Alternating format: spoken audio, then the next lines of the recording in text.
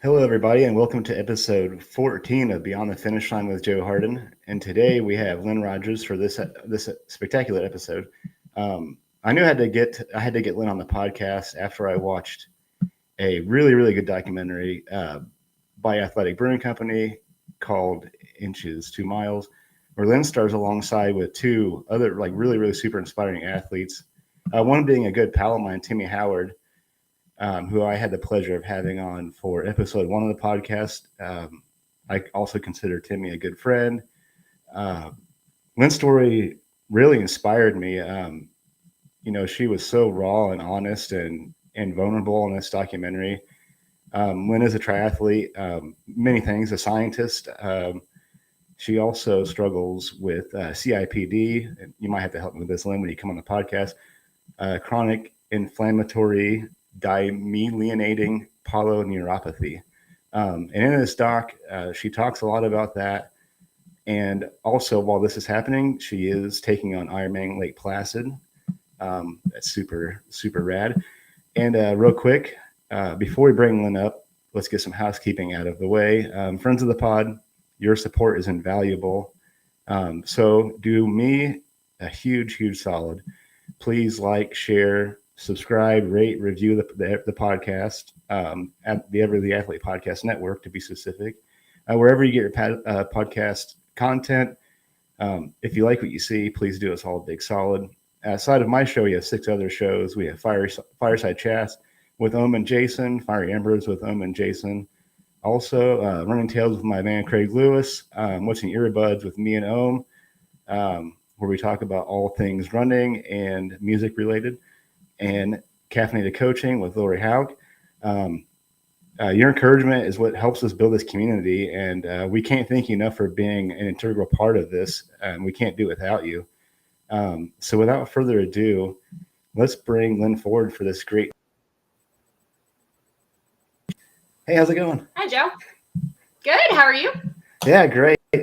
Outside of some technological hiccups, that's kind of like the ongoing joke now. It's kind of par for the course for all Run Try Bike podcasts. It's like if we don't have some kind of snag, it just wouldn't be Run Try Bike or the Athlete Podcast Network. Well, that's the. So, if we didn't have some kind of snag, it probably wouldn't be a triathlon, right? So it's par for the course there too. Yeah, right. So maybe we just got that out of the way, and then hopefully we'll be smooth sailing. And that was on my end. I don't know what happened. I do a podcast almost every week, so I use the same setup every week. But today my computer had other plans. So like I start every podcast out when my guest comes on, I like to kind of ask a big question. And I would like to know who is Lynn Rogers. I know that's a big question. Oh my goodness. Sounds like you're a lot of things. All right. How would I define myself? Who is Lynn Rogers? Lynn Rogers is a lot of things, I guess. I hope Lynn Rogers is a good friend. I hope that I am a positive presence in people's lives. I am, as you mentioned, amateur athlete. Enjoy being an athlete, but certainly am not a pro, never was, and absolutely will never be. So I do a lot of the swim, bike, run, a lot of lifting, things like that. Trail running, all the good stuff. Like you mentioned, I'm trained as a scientist. So my background was in rehabilitation engineering, biomedical engineering, studied stroke recovery for a long time. I've kind of transitioned that into, there's been a lot in the last 7 years to transition into being expert in other things. And so teaching myself to be expert in the immune system, for example, and then to be an advocate for those that need it in a variety of different ways, both in the community that you mentioned, the CIDP community that I am in, but kind of across individuals, because there's so many things that are not specific to a given disease that create awareness for your own self in, how things work, how the medical system works, how you need to advocate for yourself within it, that are absolutely not specific to my disease. So I hope I'm multifaceted. And yeah, that's who I am. I'm a coffee lover. I am a beer lover, and, any more non-alcoholic beer drinker as well as regular wine, beer, whatever. So yeah, world traveler, person who is interested in the world. Oh, I love that. That's kind of maybe not to the same scale, but I like to think I'm a little bit good at a lot of different things. So same thing. It's like I kind of like dabbling in like 1,000 things. Maybe not necessarily being the master of one, but I was just gonna say I am absolutely not the master of one, particularly not anymore. But try to have a finger in all sorts of different things if I can. So before we get into like, because I'm curious about it's not the exact same thing, but I do know a little bit about like diabetic neuropathy. My mom has struggled with stuff like that. So I have a question about CIPD, but first, I mean I know that this kind of moves along with that because you also work in neurology too, right? So I guess I want to know how did you start down that career path? I guess I'm curious about that. You work at Northwestern, right?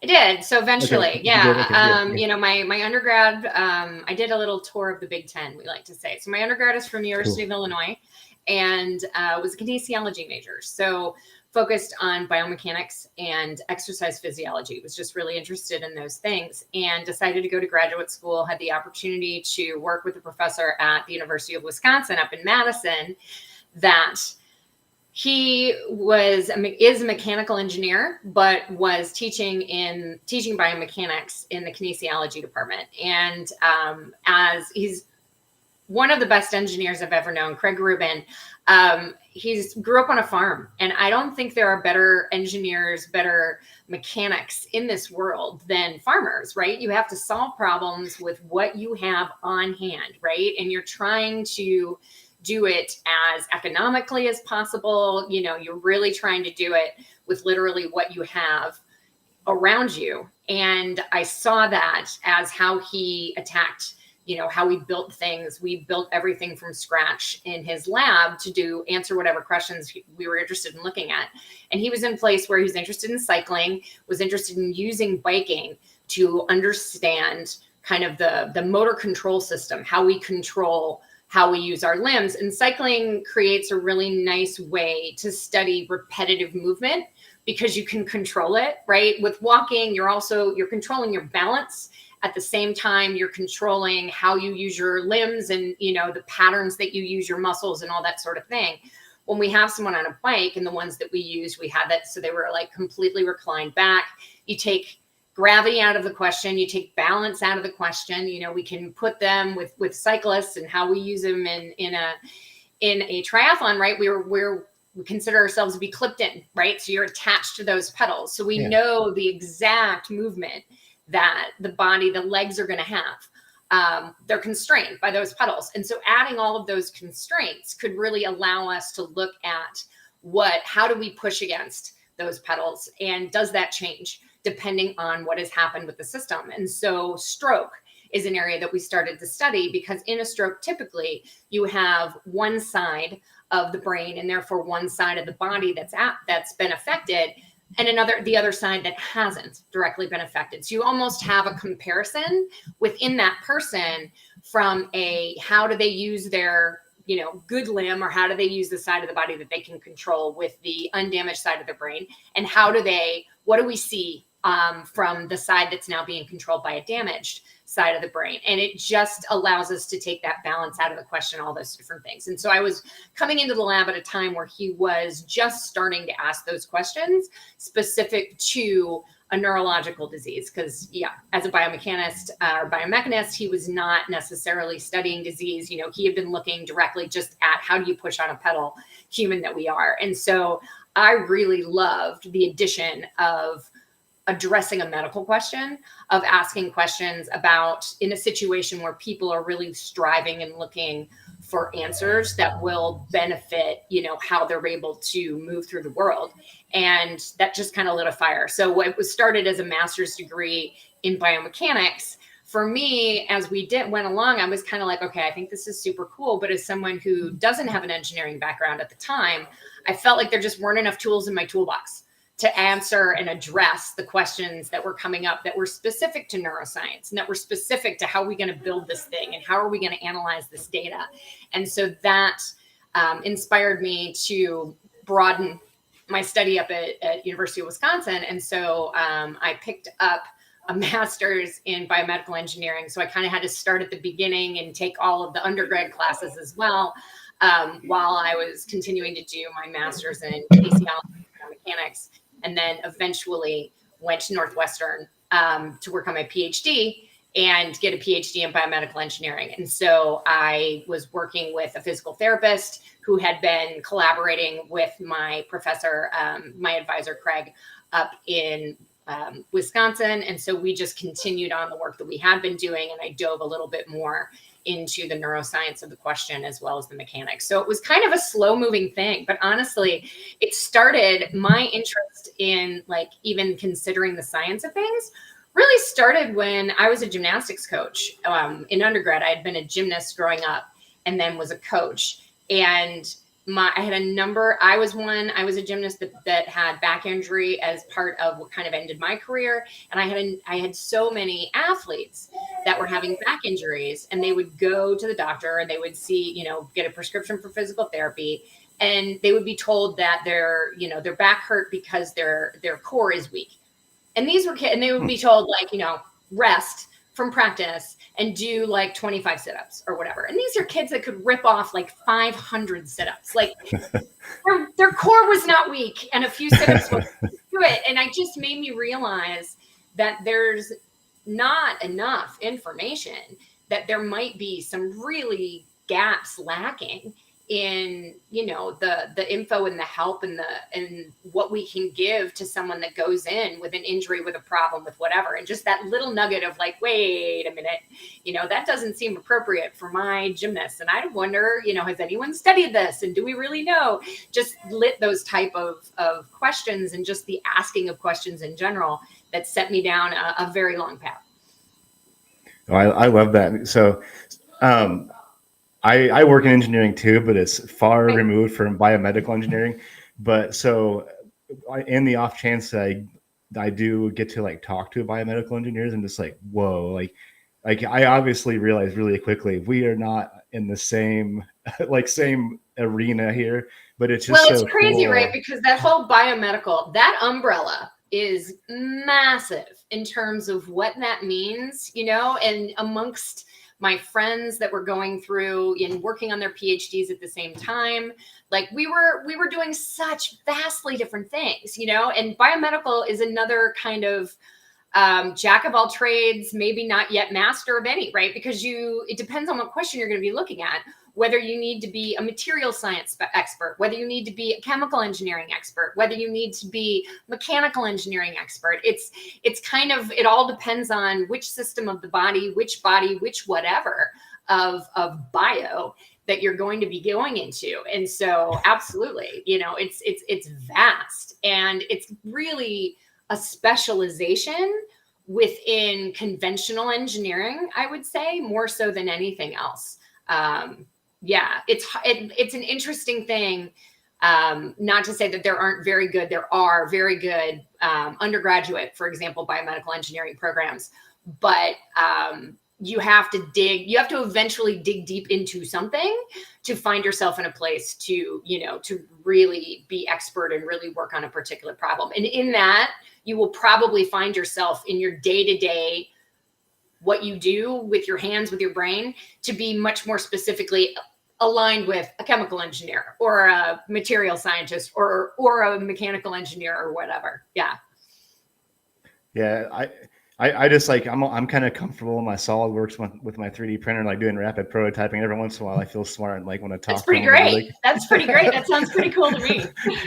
I'm pretty comfortable where I'm at. There you go. So yeah, thank you for running me through all that. It's just something that fascinated me when I was kind of scrolling through your Instagram. I was just like, sure. Whoa, like, so I want to get into the Inches to Miles documentary, obviously, but maybe we just start there, because I kind of want to know more about CIPD too. Maybe we could start there and then Yeah, let's start there. What is that? Tell Should we us, start yeah, with the tell us basics of about this, what please. CIDP is and then kind of back Yes, please. into why I now know about it? Sure. Yeah, So CIDP is chronic inflammatory demyelinating polyneuropathy. So all of the pieces did I get it right? of that kind of define, I know it's a lot, define what it is. So chronic. Keeps happening, continuous. It's the idea of it being an ongoing problem for the individual for whom has it. Inflammatory, it involves the immune system. It involves the aspects of the immune system that come in and are part of an inflammatory process. Is usually a healing process, which is usually a coming in and attacking an invader kind of a process.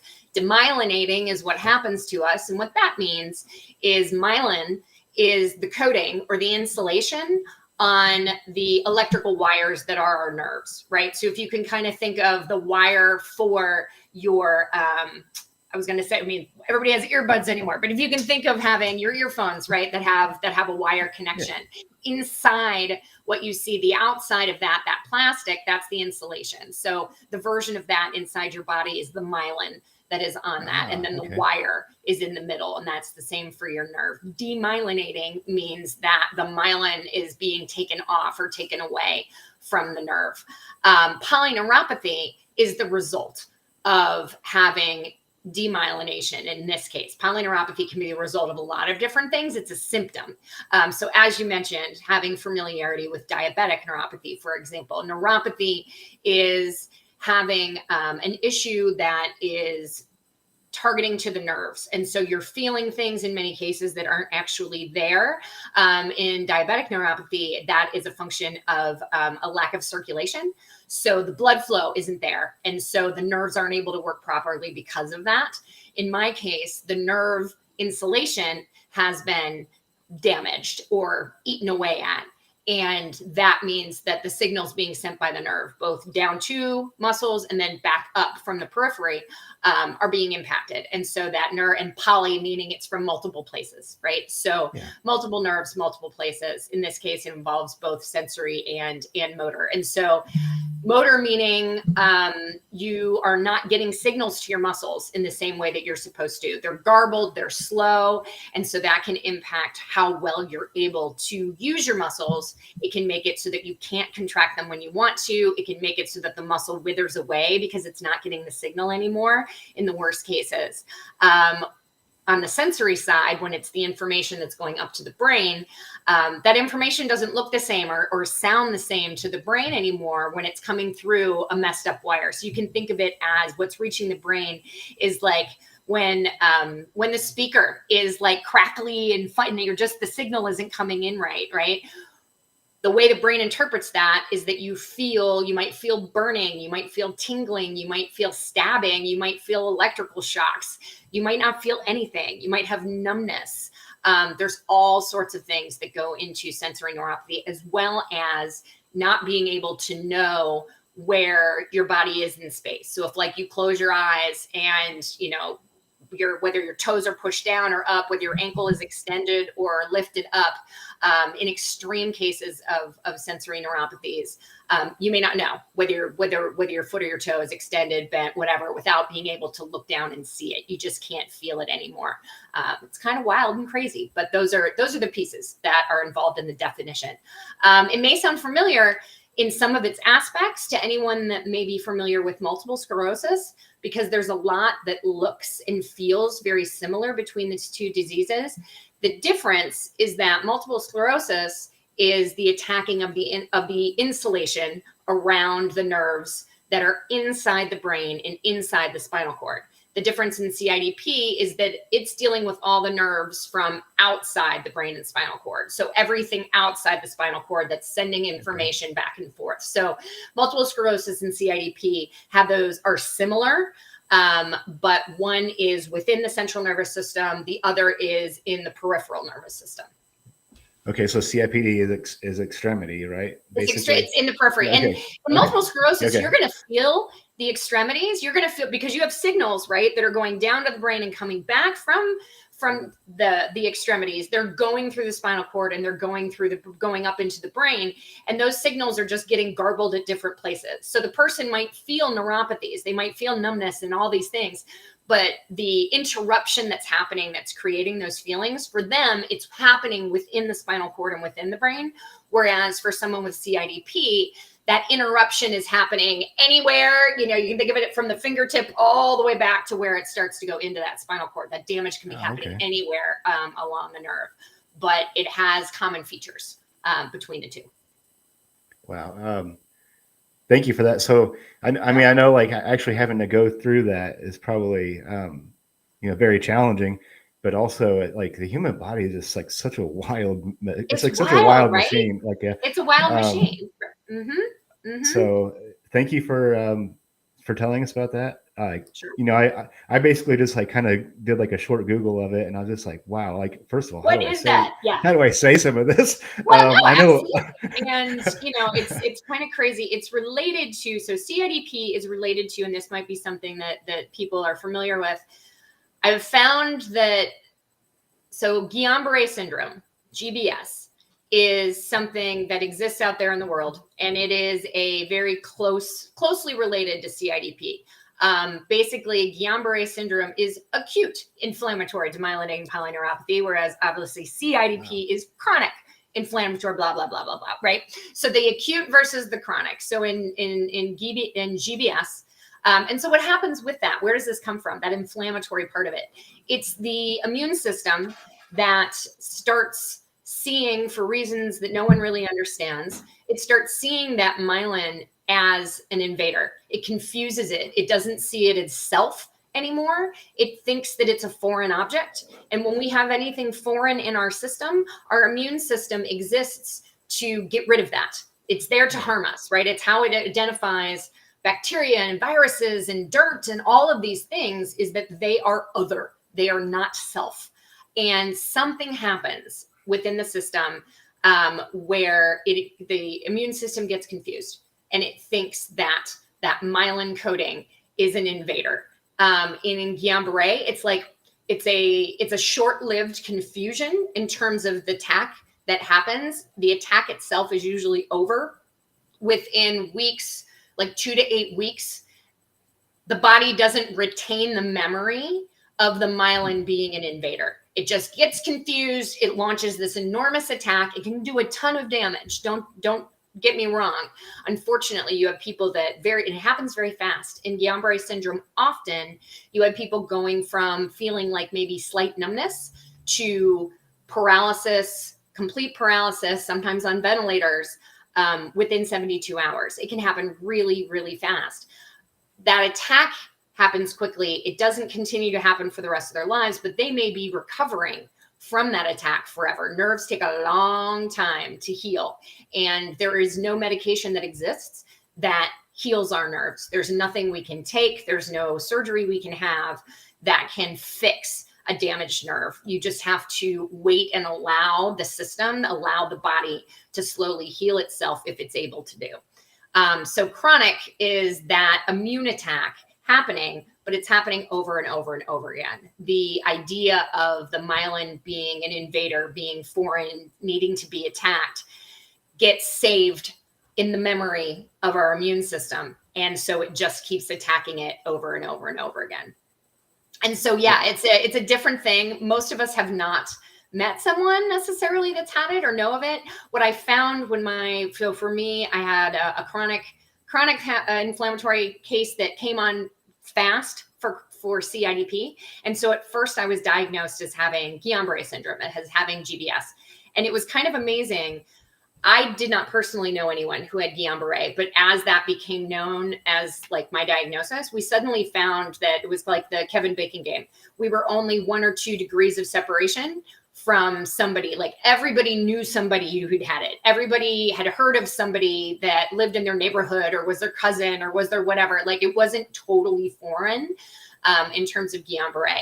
CIDP is not as commonly known, but it's along those lines. So yeah, it seems crazy. It seems completely out of the realm. But when you start to talk to people, you find that there's at least some familiarity or some knowledge of it. Oh, wow. Yeah. Yeah. Thank you. Yeah. So I guess we talked about backing into inches to miles. So Right. tell us So what the hell about, happened? Yeah. yeah. So, yeah, I mean, so, you know, obviously I like blown away. Like when I watch documentaries, it's like, wow. First of all, I mean, I was just blown away by your story. Um, and all that you did in the documentary. So let's talk about how tying inches to miles into like how yeah, how am I going to word this? Let's tie in inches to miles to you finding out about CIPD. Right.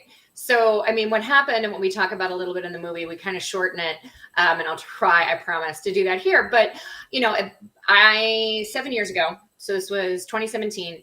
At that point, I was a lab director at the Rehabilitation Institute of Chicago. It's a rehabilitation hospital. It's now known, and we literally were our new identity, which is the Shirley Ryan Ability Lab is what we were turned into and what we are. So Shirley Ryan Ability Lab. Along with that, I was a faculty member at the medical school for Northwestern and a member of the faculty in the neuroscience program. So I have this academic world, and I was studying stroke rehabilitation. I was studying how people recover from stroke, and I'd also just branched into working on something that I was really excited about, which is having a better understanding of how female hormones impact rehabilitation. And so we were at the very, very start of a large grant that had been awarded to really dig into this very much necessary and often ignored area of women's science and rehabilitation. So that was just getting going. And we just moved into this new fabulous hospital, and we were just kind of getting this project up and going. And there was a day that I was at work and suddenly just realized that my fingers were tingling. They were odd. They were numb. I washed my hands, and it was like I was wearing plastic gloves when I had my hands under the water. I wasn't really feeling the water. And it was bizarre. And so, lucky me, where I work, what I do, I immediately am asking colleagues, like, what do you think this is? And we kind of thought about it. And it's like, well, it's both hands. So it's probably not a pinched nerve. That would probably be one side or the other side, or, just thought our way through, but really didn't come up with a good reason or had an idea of what might be happening. The next day, I realized that the same phenomenon, the same sensation is happening in my feet. My toes are now numb. And it was a lot like, at that point, a constant pins and needles, right? If you could think of that sensation, like they had fallen asleep, but they're just not waking up. Super odd. Third day, my tongue goes numb. And that was just kind of like, okay, this is crazy. This is all different things. This is progressively happening. Reached out to doctors, was talking to people at work, eventually was sent to the ER.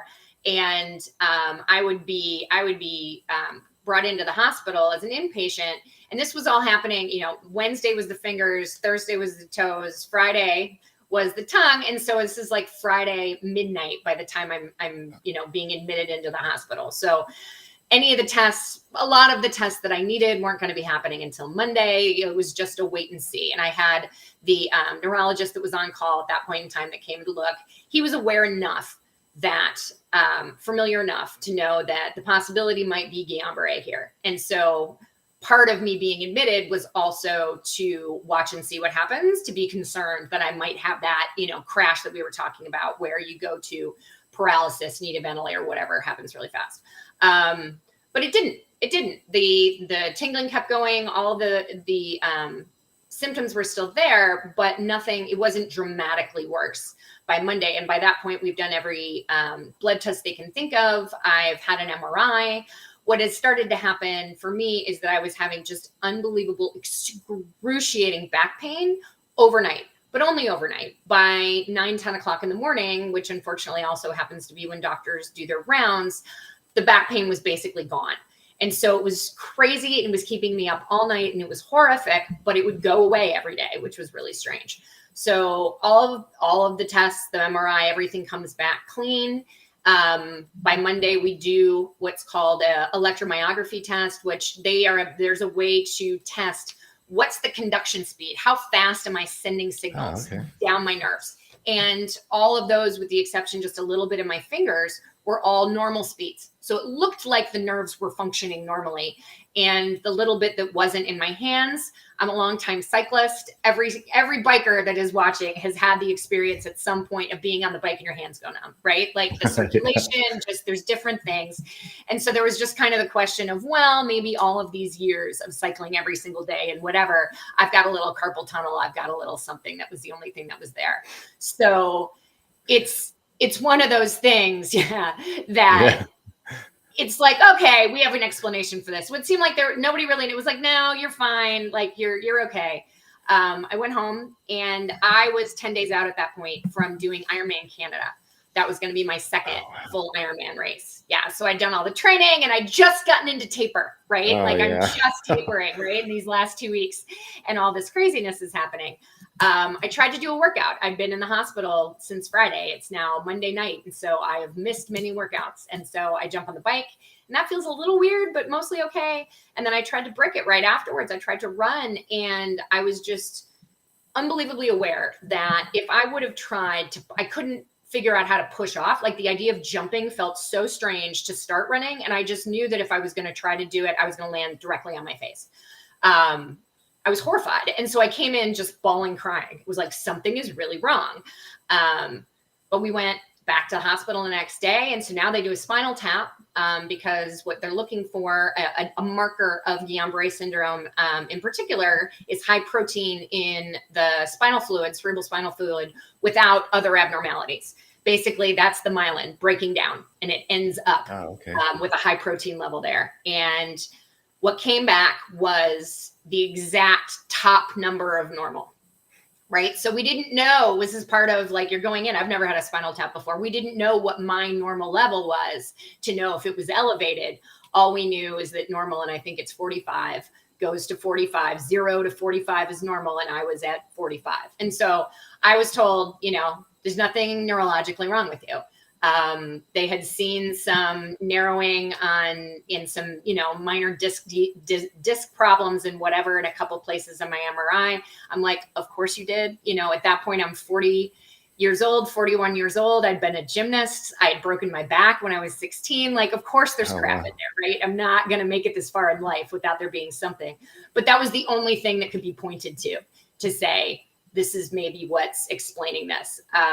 I was told not to go do that crazy race, of course, but I will defend myself and say every doctor ever in my life has told me not to do that crazy race, regardless of whether it was a sprained pinky finger or whether it's maybe something that I have now, done my due diligence and been to the doctor multiple times over to test for. And so with friends and family all flying out to Whistler and myself being, having trained all that way and whatever, I packed up my stuff and I went. It did not go well. I was never able to start the race. I got worse and worse and worse while I was out there. Finally saw a doctor the day after, cheering friends on through the race and finding that once I had sat down on the ground, for example, to cheer at a particular spot on the run course, I couldn't get back up again. I couldn't do it. There was a point where I needed to cross the street and realized that I was facing a high curb and could not step up. And then was like, okay, I can crawl. So I crawled over the curb. And then I was like, okay, now I can't stand up from here. And crawled to a stop sign and pulled myself up hand over hand to get on my feet again. Like, that's the point of bad we were at. Saw a doctor out there and they said, okay, by that point I was weak. Everything was showing. It was bad enough that all the tests that I had, passed for that last week or whatever, I'm now failing miserably. I'm not strong. I've got no coordination. I can't do anything. And the doctor is like, the airport is downtown Vancouver. The hospital is downtown Vancouver. You get to downtown Vancouver. If you can still breathe, get on the plane and fly back to Chicago. If you can't breathe, go to the hospital. And that's kind of where we were. And thankfully I could breathe. So we got on the plane, took a red eye overnight, landed at like 4:35 in the morning, took a cab directly to Northwestern Hospital. And it would be 4.5 months later before I went home. So it was wild. Wow. It was wild. But at that point, it was diagnosed as Guillain-Barré. They thought that was the acute acting, and it took relapsing over and over and over again in the hospital. I would do well, and then we would get treatment. I would respond to the treatment. And then 10 to 14 days, 10 to 12 days after treatment, I would tank and go back to paralysis again. And so we'd have to go back to the acute hospital, treatment. Hey, I'm doing better. That would last a week and a half, 2 weeks. Then I would tank back to paralysis over and over and over again. And that's really the only way you can diagnose CIDP is time that this is happening. If you have an acute asking case, there's no blood test, there's no nothing, there's no overt test that you can do that says, is this Guillain-Barré or is this CIDP? It's just, does it keep happening? Do you keep tanking after approximately 3 months or so? And so that's when we knew that this was my system had retained the memory of the coding on my nerves as an invader, and it was just attacking me over and over and over again.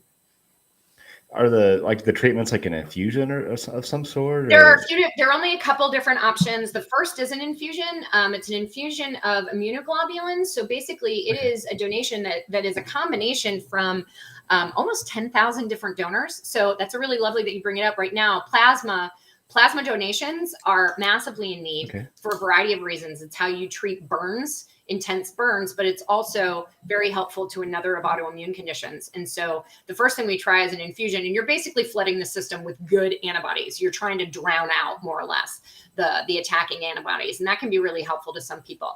It was not helpful to me. I didn't respond to that. So the next thing we try is, instead of flooding the system with good, we try to get rid of the bad. And so antibodies exist in the plasma, which is the liquid portion of our blood. And so we do what's basically a plasma transplant. It's called plasmapheresis. And basically you take the blood out of me, run it through a machine, separates it, throws the liquid portion away, and then infuse. And in my case, it's a synthetic plasma product that gets put back in. It gets remixed with my cells, my red and white blood cells, and then gets put back into my body. And that worked. That was helpful. So that is what we came back to each time that I relapsed. And that is what ended up being truly one of the only things that's been helpful. Steroids as an immunosuppressant to slow down the production of these things that are attacking can be helpful. And I was on steroids for 5 years or so. They were helpful. But steroids have side effects. They have really awful side effects like osteoporosis and glaucoma and diabetes and all of these things. And so being on a high dose for a long time isn't great.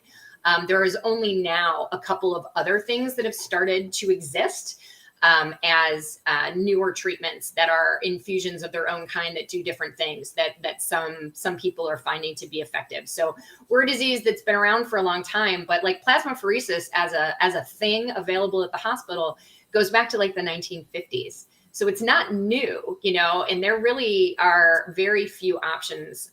There's a couple of treatments that I mentioned that are coming out that are new. And one that was just FDA approved this summer is the first new treatment for CIDP in 30 years. First new treatment. There's been like tweaks on these antibody infusions, and we have some things that we basically steal from the multiple sclerosis treatment options.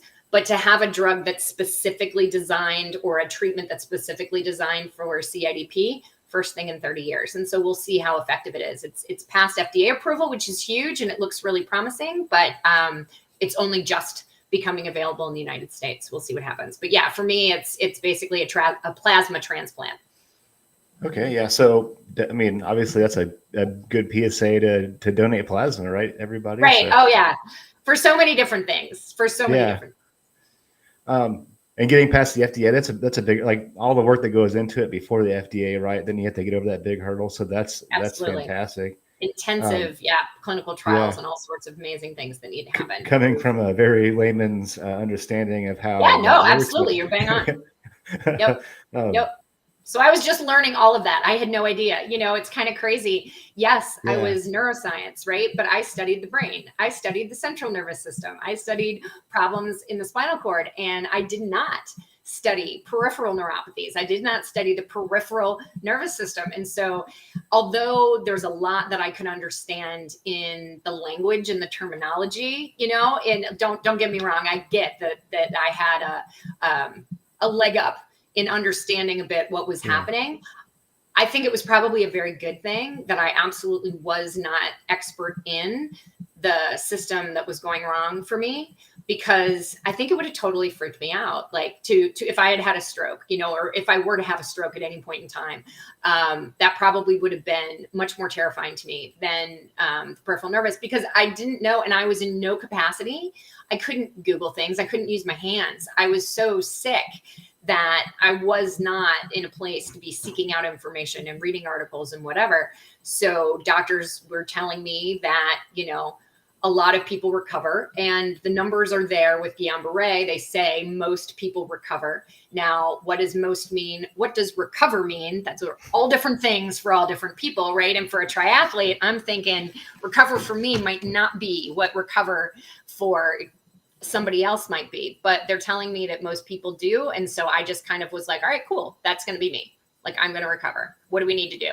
You know, and I trusted the hospital and the rehabilitation center that I was in. I worked there. I was working with my, you know, with my colleagues, and I knew I was getting the best care possible. And so it was just focus on that, right? Focus on what they're telling you to do. Focus on hard work. As a triathlete, as a runner, as a marathoner, as a CrossFitter, like, we know how to do hard work.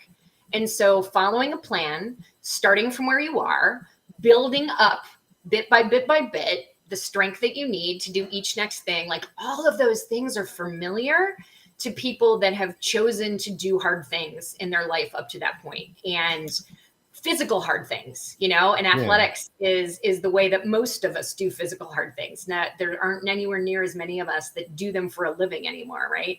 So I found all of that, all of those skills that we have were massively important and useful and helpful, and continue to be, both to get past that initial get back from paralysis, and then to maintain as much strength as I can, so that when relapses happen, when flares happen, when whatever, I want to be as strong as I possibly can be, so that when I'm knocked back, I'm not knocked all the way back to paralysis. I'm not knocked all the way back to a wheelchair if I can help it, right? If I'm knocked back from really strong to a little strong, I might still be able to climb the stairs, you know?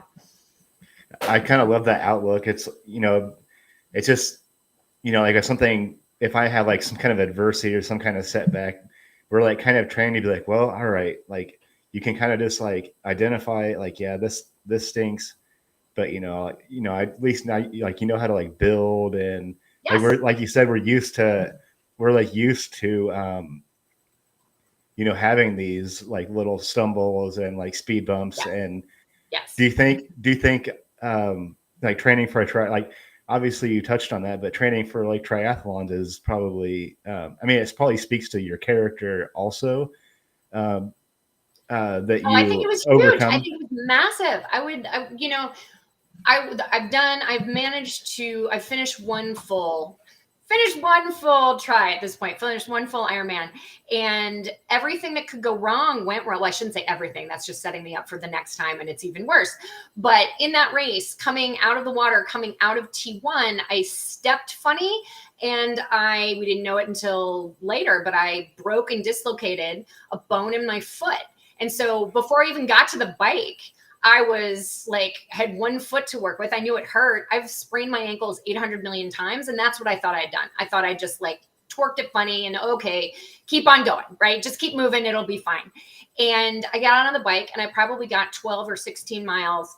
I was still on the stick, for those of you who have done Ironman in Wisconsin, and I couldn't shift. I was having all sorts of trouble shifting. And in the end, what would happen is that the rear derailleur cable snapped.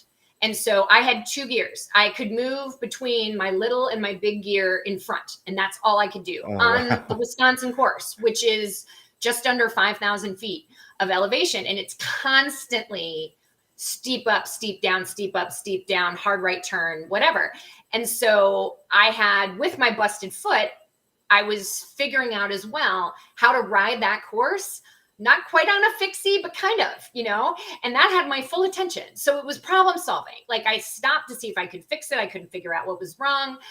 Okay, what are we going to do? Well, we're going to shift as minimally as possible. Okay, we're not going to shift in the rear anymore. We've only got the front. Okay, how are we going to do this? Like it's problem solving, right? And I problem solved and managed to get myself all the way through that race. I got to the finish line with a broken foot and a broken bicycle. And Wow. I'm not the only one in that experience. When I was in Lake Placid and I was having a very hard time on the bike, I was meeting a lot of people that were pulling up the rear, right, of the bike course. And I met a guy named Mike who rolled up next to me, and he was super positive and super excited. And he was having my Wisconsin. His rear derailleur had busted. He could not shift in Lake Placid, right? So now we're 6,000 feet of elevation and more, but he was positive and he was turning over the gears. And I have every confidence that he got himself across to finish that bike in time. And if he did that, I know he must have made it to the finish line. It's problem solving in real time, right? It doesn't ever go the best way you possibly can, right? We learn to try to control the controllables, right? You do the training on the front end. You try to make yourself as ready as you can.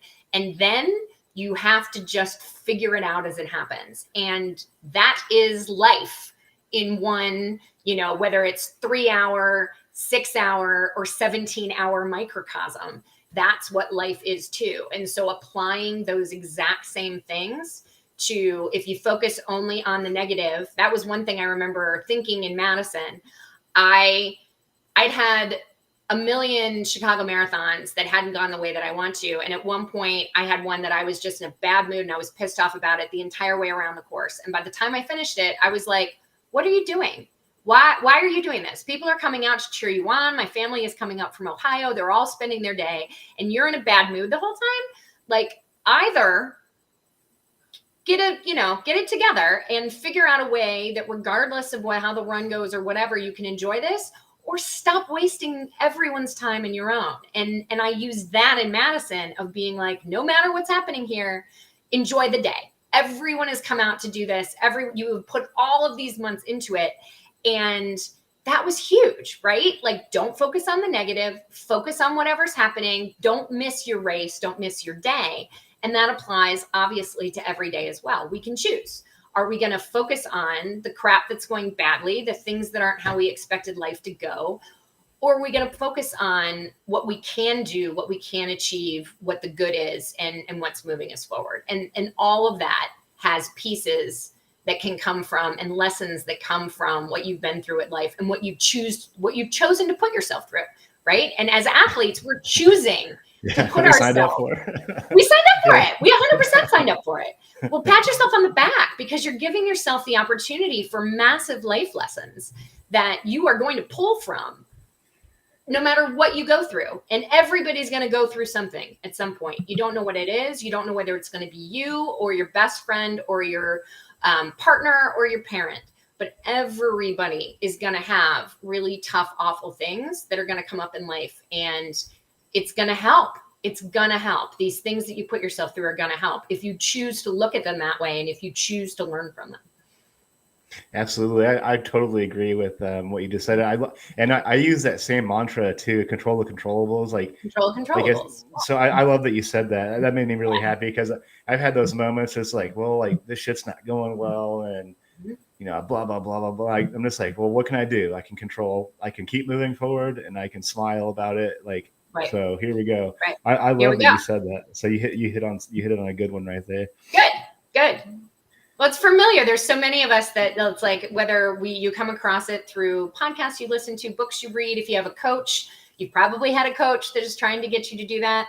The other piece that I think of that is a coach has said, and it just crystallized something that I didn't even realize I was thinking, was the idea of suffering. Like the more you suffer in your training, the less you're hoping that you're going to suffer on that race day, right? So which one do you want to be bad? Do you want to, go through your training and half-ass it and not really do it and have it not be hard? Okay. But then that day that you're out there on that race is probably going to be terrible. If you do the hard things on the front side, if you put the work in, if you do whatever, then that race has the opportunity to really be the celebration of all you've done, and you can manage through it. And life is that way too, right? If you do the everyday, day in, day out hard things, that when the thing comes that's the big deal, you're in a better place to manage it. You're stronger, you're more resilient, you've done the work.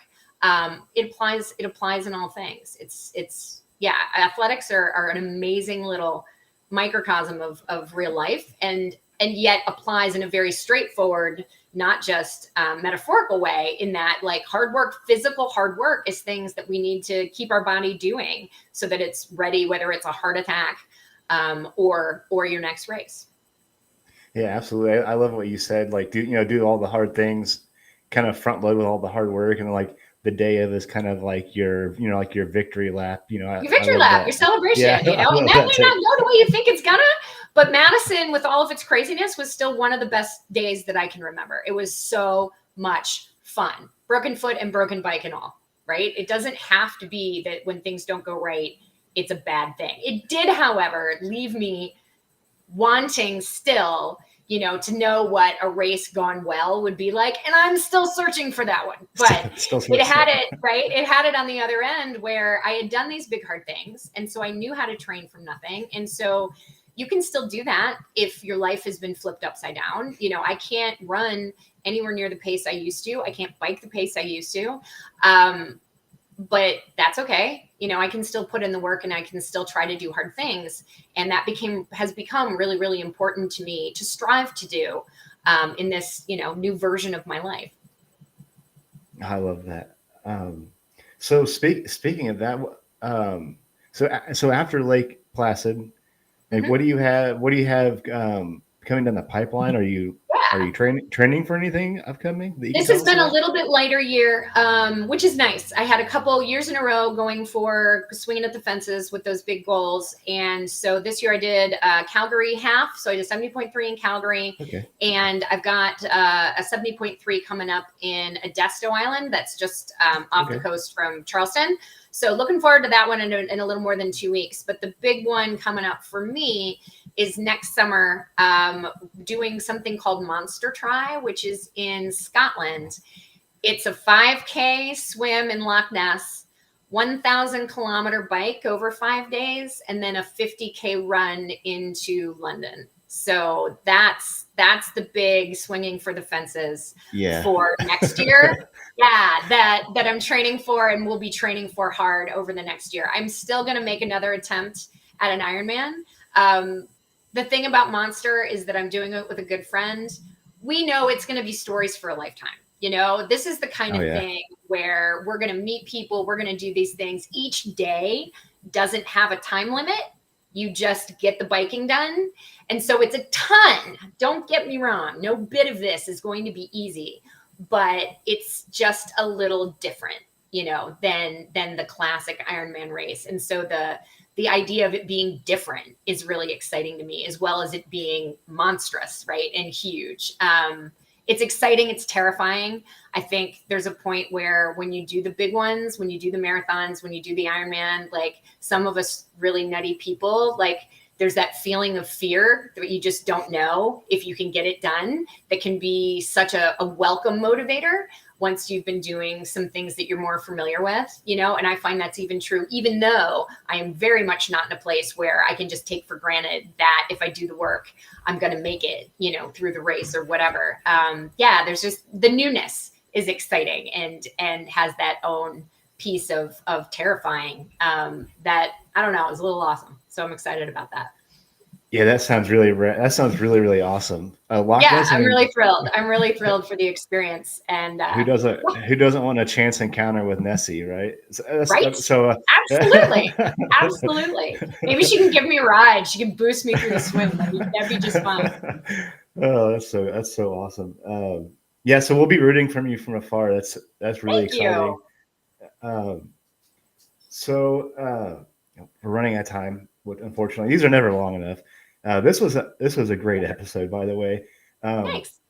I was kind of wanting to open the floor up to you a little bit because I found a couple things on like your I think your link tree like shining through and Oh, Oh yeah, the Shining Through hold CIDP on. project. Yeah, can you share that with anybody that may be listening? Absolutely. Yeah. So Shining Through CIDP, that is a website that actually this is the perfect day to be talking about this because there's some new content that is out just today. So the intent is to connect people who have CIDP. It is to connect them to resources. It is to help them understand what their options are. It is to give confidence where people are just a little, you're feeling less than you were, you're feeling less of yourself. And so it is connected with a pharmaceutical company called argenx. Argenx is the company that has that first new treatment for CIDP that was just approved in July, so this summer. So they have put an investment into this community, both in developing this medication that may be helpful for some that are out there, but also in promoting a connection for the community. And so I have been thrilled to be a part of that with them to connect people together. So there are new things on their website right now. There is a reality series that they've been developing called Rare, Well Done, that is following a few different individuals with CIDP, and they work with a team that comes in. You can kind of think of it as like Queer Eye for the Straight Guy, but for CIDP patients, just in the way that there's a team that comes in and kind of helps them and talks about, okay, what do I need help with? Is it making my house more accessible? Is it, it's a woman named Amanda who is a young 30 and lives in New York City. She's a marathoner before she got CIDP, and now she finds herself in a place where she has to use braces to walk. She's unstable. She's not confident using a cane or walker. And just how do I manage the train and the subway and the whatever? And so they go through these like real life things and give some real life strategies to attack them. So those types of resources can really be rare for those that have rare disease. There's not a ton of us out there. It affects each year. There's new cases that are like 0.8 individuals in every 100,000 come down with CIDP. And for those of us that just our prevalence in the community, we're about 8 people in every 100,000. I have never met someone else with CIDP outside of being part of these programs or going and being part of volunteering with the GBS CIDP International Foundation, which is another really great resource. Like through those things, I have found others. Instagram has been wonderful. We have a little community of people that have found each other because we're all doing all sorts of things: inline skating, gymnastics, running, triathlon, weightlifting. All of us that are active, dancing, have kind of found each other out there. But I mean, I just named 6 people in the wide millions of the world, right, that have come to be connected. Otherwise, without those things, I still have never met someone else that has this disease. So it can be very isolating. And so Shining Through CIDP is a way of connection that I believe in, and is continuing to build and is continuing to create and put out more resources, how to talk to your doctors, how to work through all sorts of different things that I think is really necessary.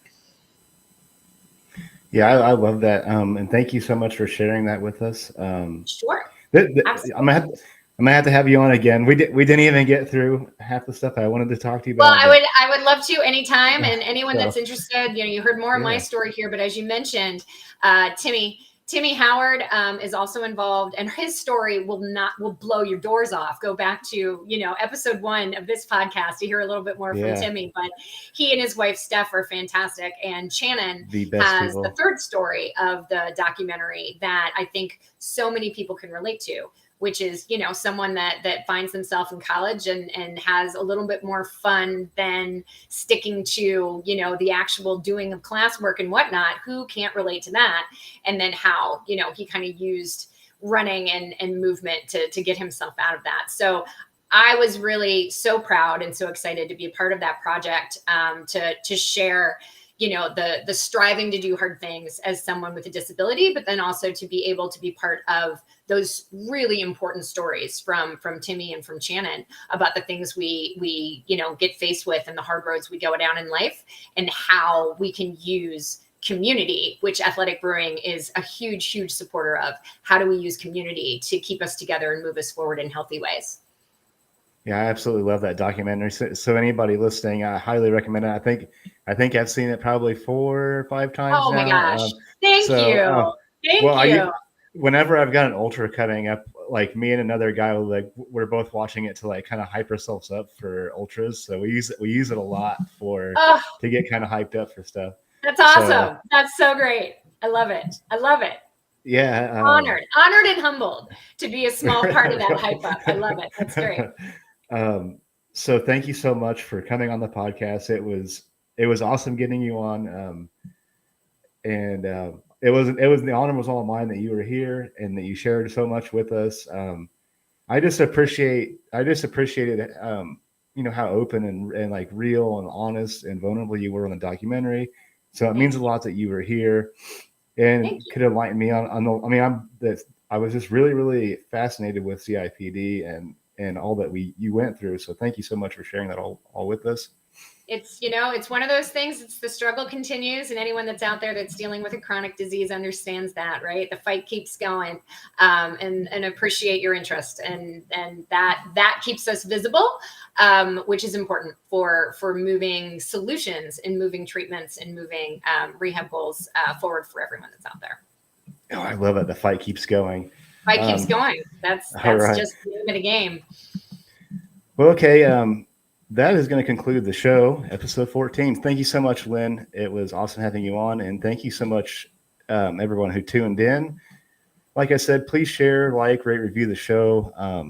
It would be a huge, huge honor to have you guys do that. And like I said, we can't build this community without you.